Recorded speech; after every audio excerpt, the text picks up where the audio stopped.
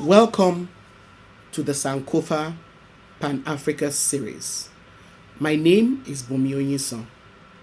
In this episode, we'll be continuing from where we left off. We'll be continuing in the celebration of the spirit of Africville with Juanita Peters, the director of the Africville Museum. When was Africville finally destroyed? Late 1960s.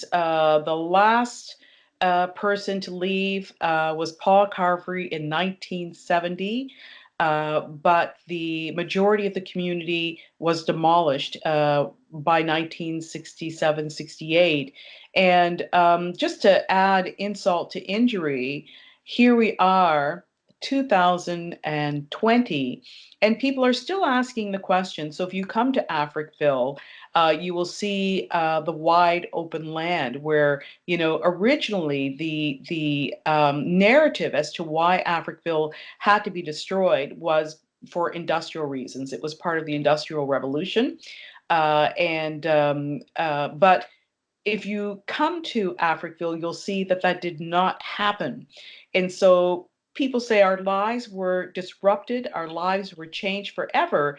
And for what? There's a park there. Tell us some more about the effects of the destruction of Africville. I want people to imagine, that their whole lives have been uprooted. And not just your life, but your future has been changed. Your children and your grandchildren's future has been changed. And as I said, the narrative at the time was that this was part of an urban planning, urban renewal, and that there was going to be a number of things there. It was people were moved out because of the construction of the new bridge. But if you visit Africville today, here it is 2020, over 50 years later, it's just a park. And even worse than that, it was a dog park. So people would bring their dogs there to run freely and poop on the land. And so if you want to talk about adding insult to injury, that is it, at its highest level. And also I need to talk about what that does to people emotionally, spiritually. It's traumatic. It's traumatic to think that your life is so much less valued than a dog.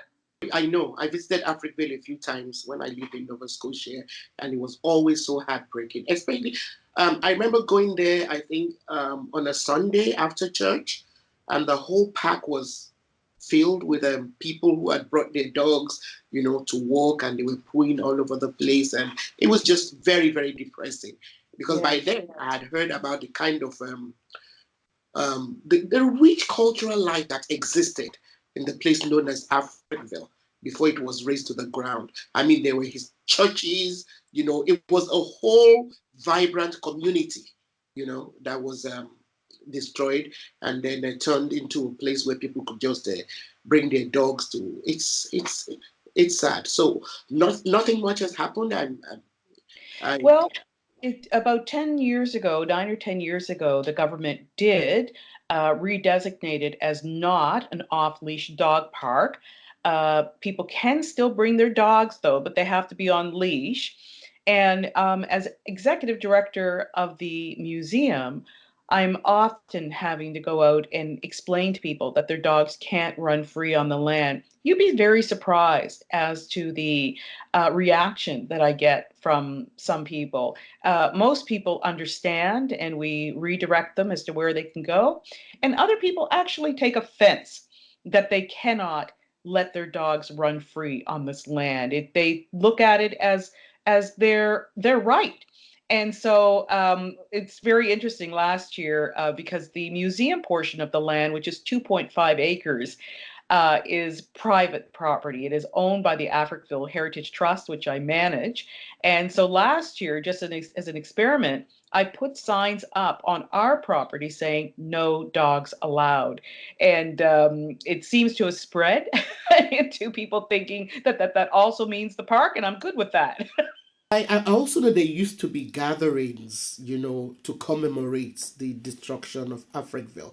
Can you tell us a bit more about how that started and, what kind of effects it's had in at least bringing people, bringing to people's attention how important a part of African Nova Scotian history Africville is? So, some time ago, three women decided it was really important to find a way to make sure that people always connected. Brenda Steed Ross, Linda Mantley, and Deborah Dixon. And these three women started something called the Africville Genealogy Society. And in that society, they collected information about Africville. There was a website created.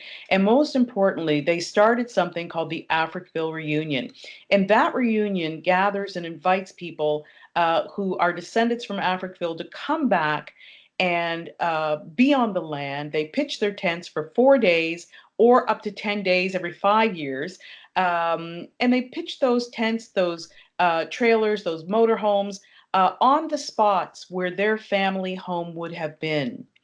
It's really a very emotional weekend because sometimes what people do is they just want to be there. They just want to be amongst each other and sharing stories and music. They have a number of events as well. The biggest event of the reunion and the most powerful one for me is the finale, the church service. And that church service not only has the people who come for the reunion, but it draws in people from various communities. So you can have anything from a couple hundred people, a few hundred people to 1,000 people easily at that church service, and it's outside under a big tent on the land, praising. So what more could you ask? It's wonderful. Not too long ago, the community got an apology. Yes. I mean, was it just an apology with words, or did anything more tangible than words come from the apology? Sure. In 2010, the city of Halifax, under then Mayor Kelly, gave a formal apology to the former residents and descendants of Africville.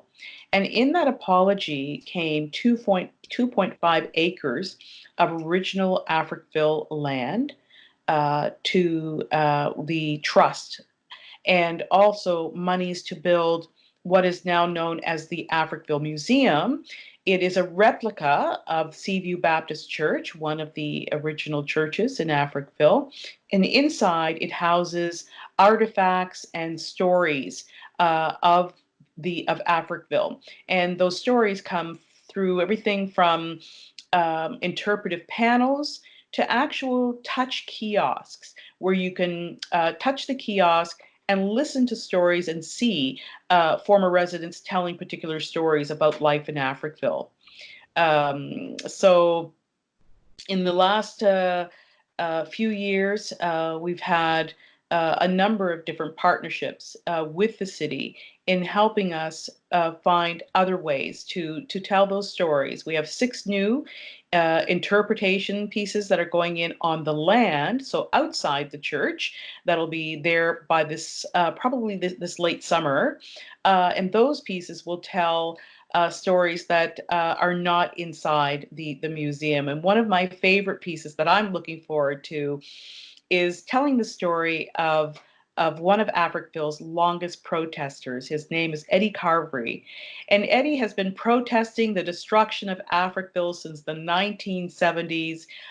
He's given a lot of his life to this work. And so he had trailers, he's had tents, he's had numerous things on the land. And most recently, in the last year, those trailers were taken away because they were old, and Eddie just couldn't be on the land anymore. But what I wanted to do was make sure that his presence was there forever. So with the city, we've created something that looks like a trailer. It's made out of Cortenza steel, and it's called Eddie's Place. And on it, it tells the story of Eddie's long vigil. So I'm hoping to have that inserted. The platform for it is already dug and ready, and now we have to get the installation on it, which I hope to do this summer. I'm so glad that Eddie's work is being preserved. I know how committed he was, So um, Tell us some other things that the museum has been doing. Well, we've recently also installed an installation dedicated to the Halifax explosion. As you know, a couple of years ago was the 100th anniversary of the Halifax explosion. But, researchers will tell you about the relief fund that was given to people after the explosion to help rebuild. But there's never been any real, and we've talked to a number of different researchers and archivists who say they cannot see where relief came to Africville. And the narrative that was given was that Africville was not affected by the Halifax explosion, which of course could not be true. We know that the full impact did not hit Africville because of the way that the land is situated, but certainly houses, foundations were affected, and also a lot of windows and doors. And so certainly Africville could have used some relief as well. So there is an installation on the land dedicated to that. One of the other things I want to talk about is um, we love the land gives so much back to us. And often in ways that you don't realize. We've gotten better with understanding our relationship with the environment, and how important it is to take care of the environment, and the environment takes care of us. And every day when I go to work, often on really nice days, which is quite often, I sit on one of the benches and just look over the water. And there's just a sense of calmness and purity. And so one of the things we do is we're always looking at ways of bringing other communities into Africville for no other reason to just other than to just enjoy, that area. And so last year I hosted with partners in the community a free Tai Chi morning every week at 7 a.m. in the morning, and we'd go out and have Tai Chi on the land, and then go and start your day and go to work. And so we're always looking, at ways of partnering with other communities, partnering in other ways, and doing things that are best for our health. Because one of the most tragic things that happened to people from Africville, and anybody who has been undervalued in their lifetime, is there's a new phrase, and it's new to us, new to me, in the last 5 to 10 years, called environmental racism. And Mm. environmental racism means that when you get out of bed, it begins. And you think about, how do I wear my hair?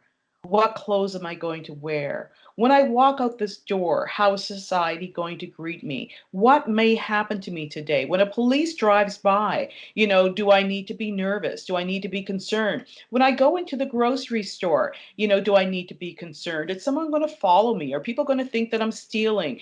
All these things that nobody else thinks about throughout their day. Black people in Nova Scotia and Native people in Nova Scotia think about these things all the time, because we have to, because history has taught us that we need to be vigilant in every aspect of our life. And what does that do to you? It takes away the energy that you would be putting towards other things, other valuable things, your education, your work, your future, you're moving forward. But it's hard to do when all you're doing is trying to protect yourself. But there are people out there who will say, "Oh, why history? I mean, that's all history. Africville happened in the past. Why do we need to, keep the kind of work you're doing, the kind of work that people like Eddie Cavery has been doing for years, and the whole history of this place called Africville? Why do we need to keep it alive? Why is it important?" It's really important to keep that history alive and to keep talking about it, so that, A, of course, we know we never want to repeat the mistakes of the past, but we also need to recognize what we're seeing today, because it's not in the past. Within the last 10 years in the province of Nova Scotia, we have had cross burnings still. In the last 10 years, we have had, within the last 7 years, we've had a noose placed on a Black teacher's door. We have police checking, which is a huge thing in Nova Scotia.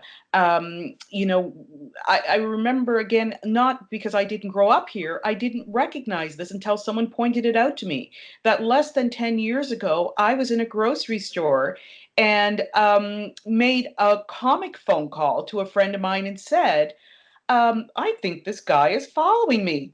And she says to me, go to the baby section. And I went to the baby section. I was standing by the baby powder, and there he was. And she says to me, Juanita, get out of that store. And I did leave. But it was 10 years later that she had to remind me that that's what it was all about. I just thought the guy was being nefarious and but he was really checking to see if I was stealing anything from the store. But not coming from that background, I never knew what it was all about. That's why we need to keep talking about it, because it shows itself even today in so many different ways. And we have to be vigilant, and we have to make other people understand that we are not crying wolf. We are not creating situations. We are not overemphasizing. We are not exaggerating. It is real. It happens. It happens. In the corporate world here in Nova Scotia still, and I'm sure in other parts of Canada, and in the business world. So we need to keep telling these stories so that people can recognize what it is and understand, how that affects people. Yeah, and our children need to know, when they're stopped for road checks. Our boys, need to know that there are people who see them as threats. It's just important, for in order for them to be able to kind of even understand a lot of what's going on, that might seem normal or just, or because it's happened over and over again, it's become institutionalized. We tend to accept. At least that's my take of it. If we don't know the history of, what's gone on in the past, we're not able to link them to some of the things we're facing today, and then we lose that resource, that we could actually use to strategize, about how to resolve some of the issues we're facing, all around the world today. It's not just in Nova Scotia. I believe it's not by accident that some of the poorest countries in the world happen to be countries where you have a majority of people of Africans as the majority of those populations. It's tied into global politics. I mean, people like Donald Trump don't even hide it. The kind of disdain, in which they hold people of people from the continent of Africa, or even Africans in African Americans. It's so pervasive, Yeah. I'm and so it's glad great. you mentioned that. I'm so glad you mentioned that because since Trump has been in power, it has given voice to people who would not have dared speak their truth in the last 10, 15, 20 years. And so there's this ugliness that has reared its head all around the world Mm. uh, since Trump has been in power. And so we have to be diligent and we have to be smarter in how we see that and what we do about it. And so the more we talk, the more we make our colleagues and potential colleagues vigilant as well so that they can recognize what's happening. We can't do this alone. We need other people to also recognize what is really happening so that we're not, always having to fight the fight on our own. And I'm so glad that we talked about the importance of commemorating this, and the fact that we cannot do it alone. We need other voices. Can you tell us a bit more about other people, who are working in this area of keeping our history alive? I hope that some people come and visit Nova Scotia soon because we have so much African Nova Scotian history here. Uh, there is the Black Loyalist Museum in Shelburne, and I tell you, it is something. It to No. stand on that floor is overpowering. And, you know, this is where our first peoples landed in this area. And I stand there and I look over that water and just imagine what that must have been like to have crossed that water and landed on those shores. And I also imagine what it was like for our people to land in the wintertime in that very, very, very cold, cold place. And there's so much to see that'll help you sort of visualize what that might have been like. We also have the Black Cultural Center of Nova Scotia, which tells the entire history of the Black experience here. Yes, it's you know, if you decide to do those, you know, take 2 days to do these three museums: the Africville Museum, Black Loyalist Center, and the Black Cultural Center. Also, you know, you can read a number of things by Dr. Ingrid Waldron. Lynn Jones has an entire collection of stories and information, historical information at the St. Mary's University. Yeah, so those are two resources that you can start with. And then there's a whole lot of other wonderful things through Dr. Isaac Saney and so on and so on. Chike Jeffers, yeah. One of the things I want to mention is that uh, besides the fact that Africville is remembered for how it was treated by the government of Nova Scotia, one of the things that's really important to note is some of the wonderful things that came out of Africville. Africville was a community that, you know, was very self-supportive, and one of the things that especially Black men could do and thrive in was boxing.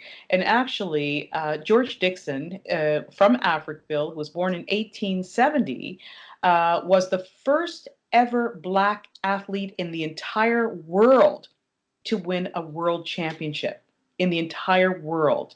In 1882, he was a world championship boxer. And for those of you who are into sports and boxing, if you've ever heard of shadow boxing, which most people have, that is actually attributed to George Dixon. Wow. So one of the things that I'm doing right now is I have a very ugly container piece, a container ship. We call them sea cans. That's on the property, and I have an artist who's actually creating a 3D painting of George Dixon.